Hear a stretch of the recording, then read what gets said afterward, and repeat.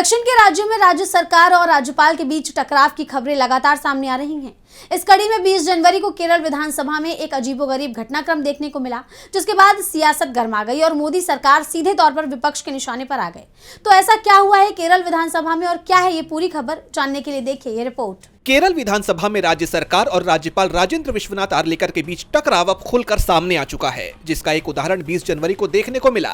दरअसल इस दिन मुख्यमंत्री पिनरई विजयन ने विधानसभा में राज्यपाल आर्लेकर के संबोधन खत्म करने के बाद उन पर बड़ा आरोप लगाया, जिसके बाद बवाल मच गया। सीएम पिनरई विजयन ने कहा, राज्य मंत्रिमंडल द्वारा अनुमोदित नीतिगत भाषण को पूरी तरह नहीं पढ़ा। छोड़े गए अंशों में बीजेपी शासित केंद्र सरकार की राजकोषीय नीति की आलोचना करने वाले हिस्से और राजभवन में लंबित विधेयकों से संबंधित चीजें शामिल थी।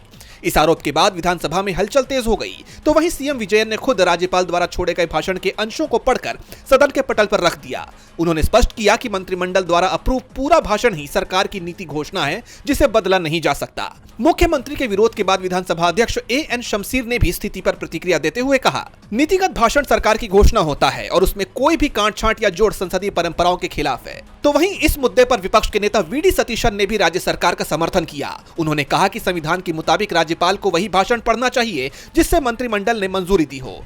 अगर राज्यपाल जानबूझकर किसी हिस्से को छोड़ते या उसमें कुछ जोड़ते हैं तो फिर यह गलत है।